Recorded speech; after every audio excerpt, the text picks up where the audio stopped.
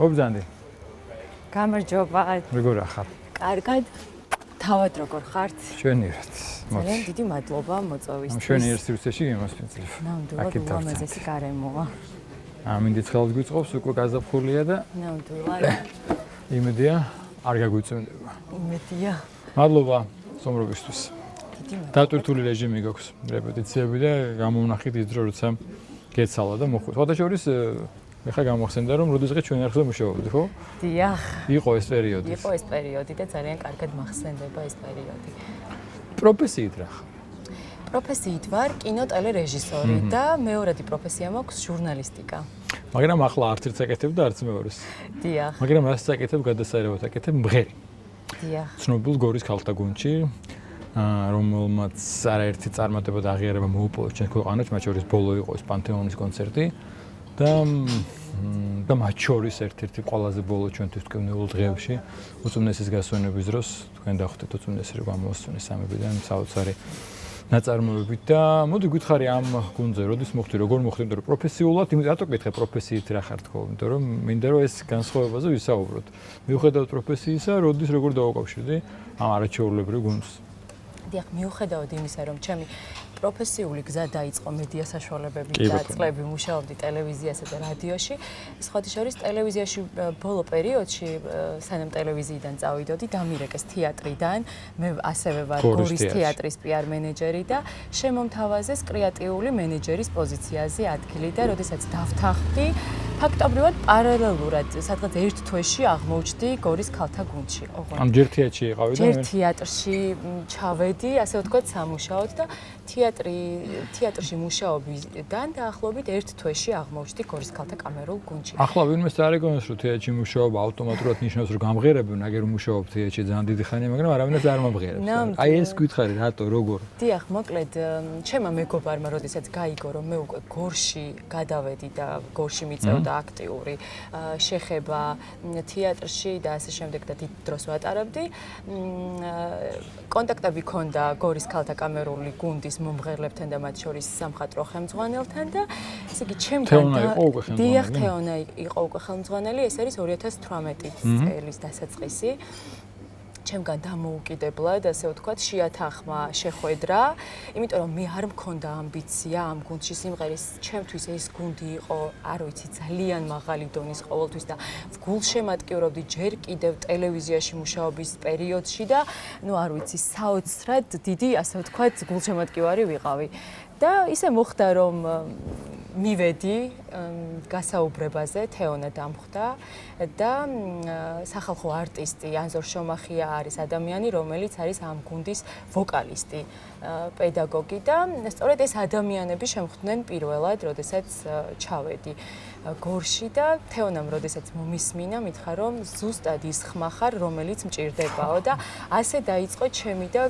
გორის ქალთა გუნდის ურთიერთობა და ვიტყოდი საოცარი ურთიერთობა იმდენად მაბედნიერებს ეს გუნდი რომ ჩემი ცხოვრების განუყოფელი ნაწილი გახდა და ფაქტობრივად ვეღარ წარმომიდგენია ჩემი ცხოვრება. ნუ პროფესიაც გახდა, იმიტომ რომ შენ ახლა შენ ძირითადი საქმე ეს არის. ჩემი ძირითადი საქმე ამჟამად არის გორის ქალთა გუნდი და პარალელურად თეატრი. მადლობა დიდი.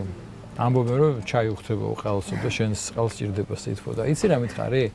მე ყველაფერი გავიგე როგორ მოხდი თეონას საოცარი შეფასება როსტო და ეს მომჭირდებოდა, მაგრამ მანამდე რა გამოცდილება ქონა სიმღერის, ვოკალის, იმიტომ რომ ესეთი გუნდი და მეტუმეტეს თეონასნაირი ხელმძღვანელი შემთხვევით არავის არ აიყვანდა. დიახ. მე მანამდე კონსერვატორიაში არ ვსწავლობდი, მხოლოდ 7 წლები მქონდა დამთავრებული და რომ ვთქვა რომ ესეთი ვოკალური სკოლა მქონდა გავლილი, ნამდვილად არა. და თუმცა თეონამ დაინახა ის ეთყობა რაღაც პოტენციალი, მარცვალი, მაგრამ ამ ყველაფრის მიუხედავად მინდა ვთქვა, რომ თეონას უდიდესი ძალისხმევის შედეგია, რომ მე ახლა მოვედი აქამდე და ახლაც ამ გუნდში ვმღერი. ეს ადამიანი ჩემთვის არის აი ნიჭიერების განსახიერება. საოცრად ნიჭიერია და აი ბგერის ანატომია, აი არ ვიცი, ჩვენი რეპეტიციები იმდენად მრავალფეროვანია, რომ აქ არ არის მხოლოდ სიტყვაზე მუსიკაზე საუბარი. სულ ვამბობ ხოლმე, რომ ყველა სფეროს ეხება ჩვენი რეპეტიციები. ანუ ეს არის ფიზიკა, მათემატიკა, ქიმია, ბიოლოგია, იმდენად ამოუწურავია და ზოგადად იმდენად რთულია სიმღერა, რომ თეონა ამ ყველაფერს გვიმარტივებს და ის საოცარ, ესე იგი, კარს გვიხსნის და იმ საოცარ სამყაროში გვამოგზაურებს. სანამ მოხდებოდი თეონასთან, სანამ შენ პროფესიულად შეუდგებოდი ამ საქმეს, ხო, საგუნდო მუსიკას. როცა შენ თქვი რომ შუცლად მაგდამთავრებულია და ნუ ალბათ არ ფიქრობდი, იმიტომ რომ სხვა პროფესიებს ეუფლებოდი. წარმოგედგინე რომ შეიძლება შენ მომღერლად ჩამოყალიბებულიყავი გუნდში გეყარა, ან ამის სურვილი იყო, ან პერსპექტივაში განიხილებოდა ეს? იცით, დედა მღეროდა, მზიურში მღეროდა, მეორე თაობის მზიურელი იყო და ჩვენთან ოჯახში ძალიან ხშირად მოდიოდნენ ხოლმე მისი მეგობრები, მეც დავყავდი სიმღერაზე, მაშინ მახსოვს 5 წლის ვიყავი, მანანა თოდაძეს ჰქონდა სტუდია და მახსოვს იმ სტუდიაში დავიწყე ასე ვთქვათ პირველად სიმღერა. მე დავდიოდი ძველ ფილარმონიაში პლეხანოვზე, 5 წელი ვმღეროდი, ესე ვთქვათ სტუდიაში და მახსოვს 6 წლის ვიყავი, როდესაც პირველად დავდექი ფილარმონიის დიდ სცენაზე და ჩემი ჯგუფიდან ვიყავი ერთადერთი ადამიანი, რომელმაც იმღერა მინუს ფონოგრამაზე და ეს იყო დედაჩემისთვის ძალიან დიდი ბედნიერება და ყოველთვის აი დღიურები მქონდა ხოლმე და როდესაც მივსებდა ამ დღიურებს წერდა რომ ჩემი ოცნება არის დიდ სცენაზე გხედავდე. დედას აუხდინე ოცნება. დიახ, აი ფიქრობ რომ ნამდვილად აუხდა დედას ეს ოცნება. სანამ დიდ სცენას და პროფესიას დაუბრუნდებით, რადგან ახსენე რომ დედა მღეროდა მზიურის მეორე თაობაში და იყო მომღერალი, მოდი მამა შენვე წარადგინე. მამაც ძალიან განსაკუთრებულ მსახურებას ეწევა და გითხრა. დიახ, აი დედის თემიდან განვაგრძობ. ჩვენს ოჯახში ძალიან დიდი და მტკივნეული გარდატეხა მოხდა, როდესაც დედა მოულოდნელად გარდაიცვალა და სწორედ ამის შემდგომ გახდა მამა სასულიერო პირი. რამდენიმე წელიწადში გამოიწვია მამის სასულიერო გზა? ამ ტკივილმა? დიახ, მანამდე მამა ანუ იყო ძალიან ეკლესიური, სტიქაროსანი, მედავითნე, მაგრამ სასულიერო პირობაზე ესე სერიოზული გადაწყვეტილება არ ქონდა მიღებული, იმიტომ რომ მანამდე 15 წელი ტექნიკურ უნივერსიტეტში მუშაობდა გპ-ის კათედრაზე, დედაც იქ იყო პარალელურად და ფაქტობრივად იმ პერიოდში არ ფიქრობდა, რომ შეიძლებოდა ის მღვდელი გამხდარიყო. მაგრამ ამ ტრაგედიამ შეცვალა რადიკალურად მამას ცხოვრება და მათ შორის ჩვენი ცხოვრებაც და მე ვიყავი 15 წლის და ახლა რომ ვფიქრდები, მამამ აიღო ეს პასუხისმგებლობა, უდიდესი პასუხისმგებლობა, მარტოს ეტვირთა 4 შვილის გაზრდა. და ამის პარალელურად, რა თქმა უნდა, უკვე ის იყო დიაკვანი, შემდგომ მღვდლად დაასხეს ხელი, მეუფე ადრიამ დაასხა. დღემდე გორის ეპარქიაში ხო? და დღემდე არის გორის და ატენის ეპარქიაში. იცი რა მეკითხო, სასულიერო პირობა ნიშნავს იმას, რომ ხანდახან და ხანდახან კერა უდიდეს ნაწილს შენ ატარებს სხვაგან და ხანდახან ოჯახისთვის ვერ იცი. შენი შვილებისთვის უნდა მოეკლოდრო და სხვა შვილებს უნდა მიხედო. ეს არის მღვდლობა, ამიტომაც არის განსაკუთრებული მსახურობა. შენ იყავი რთულასაკში, როცა დედა დაკარგე, მამა შეუდგა ამ გზას.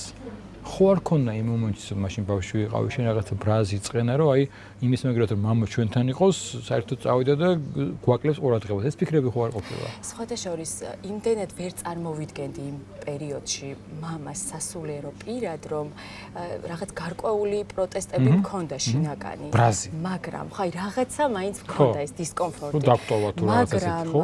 მე არ მიგრძნია არც ერთი წამით მამისგან უყურადღებობა. პირიქით, იმდენად ხარში გვედგა მეც და ჩემ ძმებსაც, არასოდეს აი უნივერსიტეტში სანამ ჩავაბარებდი, არასოდეს მისი ზეგავლენის ქვეშ არ მოვქცეულ ვართ, თუნდაც პროფესიის არჩევაში, ყოველთვის მხარს გვიჭერდა და ერთ-ერთი ესეთი მაგალითი არის, იმდენად უნდოდა რომ ჩემი საქმე რაც მე მიყვარდა და მინდოდა რომ ამ საქმეს გავყოლოდი, ავღანეთში როდესაც იყო სამხედრო მოძღვარია მოგეხსენებათ და ავღანეთში იყო სამშვიდობო მისია და ISAF-ის სამშვიდობო მისია იყო, იქ იყიდა ერთ-ერთ ამერიკულ მაღაზიაში კამერა, Canon-ის კამერა და ჩამომიტანა, იმიტომ რომ იცოდა რომ ძალიან მინდოდა რომ ფილმი გადამეღო და სხვათა შორის აი ამ კამერით გადაღებულმა ფილმმა გაიმარჯვა მე დიდი ფორდ კოპოლას ძმისშვილის ქრისტოფერ კოპოლას ფესტივალზე, ხელმისაწვდომი ჰოლივუდის საქართველოს ასე ერქვა ფესტივალს და ერთ-ერთ ნომინაციაში გაიმარჯვა ამ ჩემმა გადაღებულმა პატარა ვიდეომ და ამით იმის თქმა მინდა რომ ყოველთვის და დღემდე ასე ვთქვათ გრძნობ ძალიან დიდ მხარდაჭერას და ყურადღებას მამის მხრიდან. სამწუხაროდ დედა ვერ მოასწრო მის ოცნებას რომ შენ დიდ სცენაზე ვარიყავი, თუმცა ხილულად ვერ მოასწრო თორემ მის შეწენაზე ვიდანაც აედა ხარობს. მამას როგორი რეაქცია ჰქონდა როცა შენ უცებ გაირკვა რომ დიდ სცენაზე დაძგება ეს ნობელ გუნდში და მოწერი დედის სურვილს შეასრულებდა. სხვათა შორის მამა მანამდე სულ გამოხატავდა ხოლმე იმ სურვილს, უნდოდა ძალიან რომ მე სიმღერას გავყოლოდი რაღაც კუთხით და რამდენჯერმე კი ისე გამოუთქვამს ეს სურვილი რომ ისე რა კარგი იქნებოდა გორის ქალთა გუნდში გემღერაო, მაგრამ რა თქმა უნდა გორის გუნდზე ამბობდა, მაგრამ ეს ჩემთვის იყო აი ოცნების ამბავი იყო, ნამდვილად ვერ წარმოვიდგენდი ვერასოდეს და რაღაც ღმერთის დიდი წყალობაა ნამდვილად ჩემ ცხოვრებაში რომ მე ამჟამად ვარ ამ გუნდის წევრი. გალობა ხო არ გიცდია? სხვათა შორის თანამ გუნდში დავიწყებდი სიმღერას, მანამდე მამა ჯერ არ იყო მოძღვარი, მაშინ სხვა მღვდელი იყო ჩვენთან ტაძარში და 15 წლის ასაკიდან დავიწყე გალობა და დღემდე გალობდი. რა კარგია. თუმცა ეხლა ვერ ვიტყვი რომ ყოველ შაბათ-კვირას მიწევს ლიტურგიაზე გალობა, მაგრამ როდესაც საშუალება მაქვს, ყოველთვის ვცდილობ რომ ლიტურგიაზე ვიგალობო. აი, რადგან ლიტურგიაში შევეხეთ, რადგან მამის გზაში შევეხეთ, შენ თქვი რომ მამა ძალიან გვერდში გვედგა, არ გვიგზნია დედის გარეშე ყოფნა, ყველანაირად გვისრულებდა სურვილებს, პროფესიაში გვერდში გვედგა. შენი უშუალოდ შენი სასულიერო გზა როდის დაიწყო, შენი ეკლესიასთან ურთიერთობა როდის დაიწყო, ეს განაპირობა იგივე დედის გარდაცვალება, ამ განაპირობა მამის სასულიერო პირობა, თუ ეს შენი პირადი იყო და თუ გვეტყვი როგორ და როდის? დიახ, სხვათა შორის ეს იყო დედის ტრაგედიასთან იყო დაკავშირებული. მე ვიტყოდი რომ დედის ტრაგედიის შემდგომ აი ამ ჩემმა ეკლესიურმა ცხოვრებამ ძალიან დიდი ზეგავლენა მოახდინა, ფაქტობრივად ნულიდან დავიწყე ცხოვრება და რომ არა ჩემი აი ეკლესიური ცხოვრება იმ პერიოდში ალბათ ვერ გადავლახავდი იმ სულიერ ტკივილს, რაც გამოიწვია, იმიტომ რომ მე ვიყავი დედაზე ძალიან მიჯაჭვული, არა ამ ქვეყნიურად მიჯაჭვული და ნამდვილად და ფაქტობრივად დედის დაკარგვის შემდგომ მე მამას მივეჯაჭვე. და მამას არასდროს არ დაუძალებია ოღონდ ეკლესიაში თუნდაც წირვალოცვაზე დასწრება, იმიტომ რომ ყოველთვის აი თავისუფალ არჩევანს, თავისუფალ ნებას გვაძლევდა ხოლმე მეც და ჩემ ძმებსაც და ყველაფერი ისე მოხდა, რომ აი ჩემი სურვილით მივედი, ასე ვთქვათ, მოძღვართან და ჩემი სურვილით ჩავაბარე პირველად ახსარება მოძღვარს. ხო არ ყოფილა მასმერე პერიოდი, რომ შეიძლება დავუშვათ გადაიარა ნელ-ნელა შენილდა ეს პრობლემა, მე მამასაც უყურებ რომ სახლოსახურია და ხო არ იყო ყველა ცხოვრებაში თითქოს არის ხოლმე, ყველას არა, ნუ მეტნაკლებად არის რომ აი მე ნელდება, მე ცოტა ხანი შევერდებით ეკლესიას, მე მივალ თუ შენ რაც მიხვედი ხარ. დიახ, მე ვერ ვიტყვი რომ ესეთი სამაგალითო ქრისტიანი ეკლესიური ვარ, თუმცა ზოგადად როდესაც ვიაზრებ იმას, რომ ვარ სასულიერო პირისშვილი, ეს არის უდიდესი პასუხისმგებლობა, ჯერ იმიტომ რომ საზოგადოება უფრო მეტად გაკვირდება და უფრო მეტად ბევრი მოგეთხოვება, ვიდრე რეალურად ჩვეულებრივ ერისკაც და ამ პასუხისმგებლობას ვიაზრებ თავიდან ბოლომდე და შეიძლება არ ვარ ესეთი სამაგალითო მორწმუნე, მაგრამ ვცდილობ რომ ვიყო ღირსეული, იმიტომ რომ ჩემი მიერ გადადგმული ნაბიჯი, ქცევა, სიტყვა ეს მხოლოდ მე არ მეხება, ვითვალისწინებ იმას, რომ ეს ჩემს ოჯახსაც ეხება და ამიტომ ვცდილობ, რომ ვიყო ჩემი სიტყვით და საქციელით სამაგალითო სხვა ადამიანებისთვის. გარკვეულწილად შენ ახლა რაც უნდა კითხო იმაზე ისაუბრე, მაგრამ მაინც მინდა ეს კითხვა დავსვა. სასულიერო პირის შვილობა, მღვდლის შვილობა შენ გეხმარება ეკლესიურ ცხოვრებაში თუ პირიქით ხანდახან შეიძლება რაც შენ თქვი იყოს პირიქით არ ვიცი რა სიტყვა ვიხმარო როგორ თქვა რომ აი მეტი პასუხისმგებლობა მეც გიყურებენ მეც მოგთხოვენ ანუ თუ არის შემთხვევაც რომ აი გეხმარება შენთვის როგორ არის ანუ რას ნიშნავს რომ ხარ სასულიერო პირის შვილი რომელიც ხარ მორწმუნე იმიტომ რომ შეიძლება იყოს სასულიერო პირის შვილი და არ იყოს და სწორი შემთხვევაა რომ ხა ძალით ვერავინ ვერ მიიღოს გინა გლეშვილი იყავი გინა გროლთავრის და გინა ვინც გინა იყავი ეს შენი პირადი ურთიერთობა უნდა ქონდეს ისევ როგორც როცა წავიდებთ ქრისტიანაში არავინ არ მოთხოვს შენ სხვისას მოგთხოვენ შენსას არც ვინმე შვილობა არც ვინმეს მეუღლეობა და არც ვინმე დაძმობა გიშველის იქ ნამდვილად ასეა იცით რა არის ის რომ სასულიერო პირის შვილი ვარ რა თქმა უნდა გათვითცნობიერებული მაქვს და ვცდილობ რომ აი ეს პასუხისმგებლობა ის რომ თითოეული ადამიანისთვის ვიყო მაგალითი.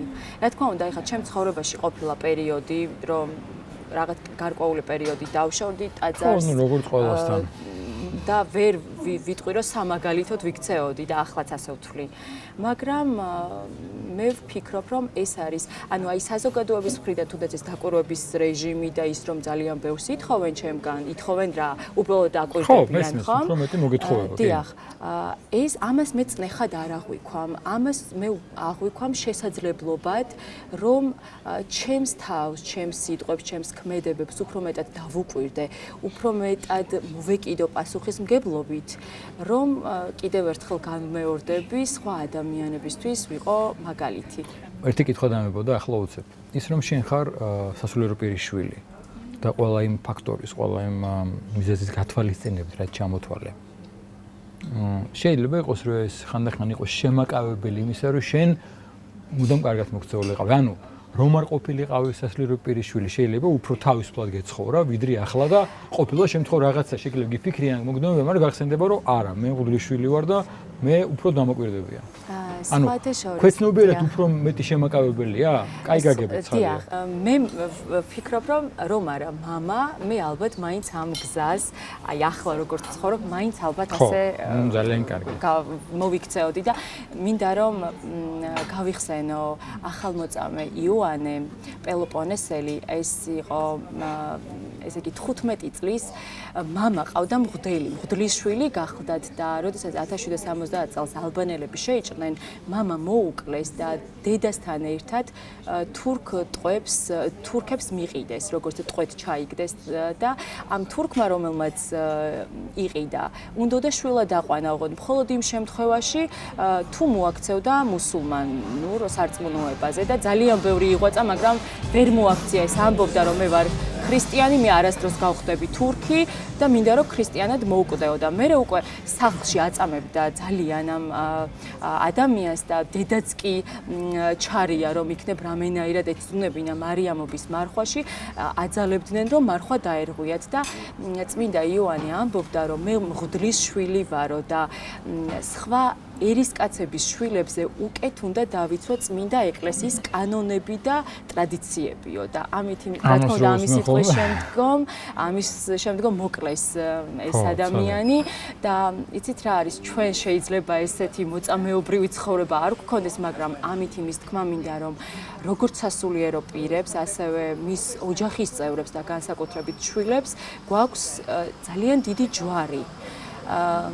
ის რომ მხოლოდ ჩვენი თავისთვის არ ვცხოვრობთ, ის რომ ჩვენ სხვებისთვის ვართ მისაბაძები, სხვებისთვის ვართ მაგალითები და უნდა მოვიქცეთ ღირსეულად, პასუხისმგებლობით, ისე რომ არ შეგვრცხვეს საბოლოო ჯამში უფალთან წარდგომის დროს.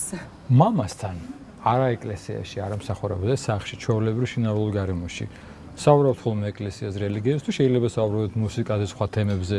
ანუ ჩვეულებრივი მამაშვილობაა ხოლმე. ეს რატო თქოს წირო ხა მე ბევრს ვიცნობ სასულიერო პირის ოჯახის წევრს, მაგრამ სხვებს სულ აინტერესებთ, აი რა გორია დაუშვათ სასულიერო პირის შვილობა, რომელსაც თავის კარიერა აქვს. აი мама იმდენად უშუალოა, რომ სახლში ძირითადად ყველა ფერზე შეგვიძლია ვისაუბროთ. ჩვეულებრივად შეგვიძლია ვისაუბროთ აი ნებისმიერ თემაზე. მათ შორის რელიგიურ საკითხებზეც რა თქმა უნდა, თუმცა ძალიან ისეთ მარტივ პრიმიტიულ თემებზეც კი. მუსიკაზე საუბრობთ ხოლმე? მუსიკაზეც საუბრობ და სხვა შორის ჩემი მეგობრებიც ძალიან კარგი მეგობარია და როცა არის ხოლმე მომენტები ხან მამასთან რაღაცა კამათი მომივა ან რაღაც, ჩემი მეგობრები მეუბნებიან ჩვენს მეგობარს ნუ ეკამათები, იმიტომ რომ ვერ წარმოუდგენიათ იმდენად კარგი მეგობარია მამა მათთვის. ეხლა გითხარი რომის პანთეონში გქონდათ კონცერტი თქვენს გუნდს. რომელიც იყო არ მხოლოდ თქვენი გუნდის ქართული კულტურის წარმატება ეს რაღაც საიუბილეო თარიღებს რო ვიყავით. მანამდეც არაერთი წარმატება საერთაშორისო სცენებზე. აი რა შეგრძნება იყო, რა განცდა იყო ერთ შენ ქვეყანას ამ კულტურის ცენტრში და კულტურის ქვეყანაში და გნებოთ არქიტექტურულ, გნებოთ ქრისტიანულ ამუშავ ადგილას წარმოადგენთ. საოცარი განცდა იყო, აი მართლა ვიტყოდი რომ ცხოვრებაში პირველად, რა თქმა უნდა ჩვენი გუნდის კონცერტების დროს ყოველთვის ძალიან დიდი ემოცია ახლავს ხოლმე თან, როდესაც სცენაზე ვდგავართ და მღერით, მაყურებლიდანაც უდიდეს უხილავ-ძაბს და ენერგიას გრძნობთ, მაგრამ ეს იყო დიდი მადლობა, მაგრამ ეს იყო საოცრად განსხვავებული ამბავი რომის პანთეონში, სადაც არასოდეს გაჟღერებულა ქართული სიმღერა. პირველად თან ეს ვატიკანის იუბილეა 25 წელიწადში ერთხელ ტარდებოდა ჩვენ გვერგო წილად პატივი, დიახ მათი მიწვევით გორის ქალთა გუნდს ჩაეტარებინა სოლო კონცერტი რომის პანთეონში და ეს იყო უდიდესი ემოცია, აი ვერ აგიღწევთ ჯერ ეს არქიტექტურა, საოცარი ნუ აი ეპოქა ჩანს ამ ტაძარში და როდესაც დავიწყეთ უკვე პირველი ბგერა სიმღერა, აი ეკალმა რომ დამაყარა მართლა კონცერტი სანამ არ დასრულდა, აი ეს მეგონა რომ აი სხვა სამყაროში ვიყავი, არ ვიყავი დედამიწაზე, იმდენად არაამქვეყნიური განცდა იყო ეს ჩემთვის პირადად და დარწმუნებული ვარ გუნდის სხვა წევრებისთვისაც. რას ნიშნავს შენთვის სიმღერა და მუსიკა? აი რა განცდა ეს? რა მოდი ძალიან რთულია ამ შეფასება, ამის ვერბალურად გადმოცემა, ეს არის პირველ რიგში ემოცია და შეგრძნება, ესმის, მაგრამ აი შენთვის, შენ ცხოვრებაში რას ნიშნავს? მე ვიტყოდი, რომ ჩემთვის იმდენად ჯადოსნური სამყაროა და ისევ დაუბრუნდები ჩვენს სარეპეტიციო პროცესს, რომ თითოეული რეპეტიციის დროს, როდესაც ვეხებით კონკრეტულ ნაწარმოებს ბგერას, იმდენად აი სულის წვრთნა არის თითქოს რა, ჩემთვის პირადად ეს არის სულის საზრდო. იმდენად მაბედნიერებს ეს პროცესი, რა თქმა უნდა, ჩვენი უნიჭიერესი ხელმძღვანელი რომ არა, ალბათ ვერ წარმოვიდგენია სხვასთან, არ ვიცი, ის იგივე განცდები და იგივე დამოკიდებულება მექნებოდა თუ არა, მაგრამ აი ვგრძნობ რომ ვეხებით იმ ჭეშმარიტს, რასაც ქვია, აი ჭეშმარიტი ბგერა, რაც მართლა მაყურებლის გულში, სულში აი ზემოქმედებას ახდენს და ეს არის ჩემთვის მუსიკა, აი ცხოვრების, რა ვიცი, ყველაზე ისეთი ჯადოსნური მომენტი. როცა გავიწყებს ყველაფერს, რაც გაიხსენებოდა და გადიხარ სხვაგან. აი დეპრესიიდან, ძალიან მძიმე დეპრესიიდანაც რომ გამოგიყვანს, აი იმდენად მართლა არაამქვეყნიური მოვლენაა ჩემს ცხოვრებაში. ჟურნალისტიკას და შენს პროფესიას შეეშვი, მხოლოდ თეატრს და მუსიკას დავუთმე ცხოვრება? ფაქტობრივად ამ ეტაპზე ასე გამოდის, რომ თეატრში ვარ და მე ამაყება რომ ვარ პროფესიული თეატრის, პირველი პროფესიული თეატრის წარმომადგენელი ამ შემთხვევაში და ქართული თეატრის დამფუძნებელი. გორის თეატრიდან, ერისთავის თეატრიდან იწყება, ასე ვთქვათ, თეატრის ისტორია. დიმიტრი მეღვინეთუხუცაშვილის სახელს უკავშირდება და ესეც ჩემთვის საამაყოა, იმიტომ რომ აი ეს შემოქმედებითი პროცესი, რაც თეატრშია, ჩემთვის იმდენად საინტერესო და მრავალფეროვანია, რომ ეს ორი სფერო თითქოს ავსებს ერთმანეთს, მუსიკა და თეატრი და მინდა ვთქვა, რომ იმდენად მაბედნიერებს, რომ აღარც მიფიქრია ჟურნალისტიკას მიუბრუნებოდი. ნუ შვენიერია. წარმატებას გესურვებ. დიდი მადლობა რომ დაგვიწმენთ დრო და წარმატებები და მჯერა რომ კიდევ ბევრი სიხარული გავალდებოდ წინ. თქვენ და თქვენი გუნდის მეშვეობით ჩვენ ყველას. ძალიან დიდი მადლობა მოწვევისთვის. უღმესი მადლობა თქვენთვის. წარმატებები. არ მიფიქრია რომ ეს რეალობა იყო იმ წუთას რა. ნუ კი დრო დადგება აი რაღაც. არ გასულა დიდი დრო.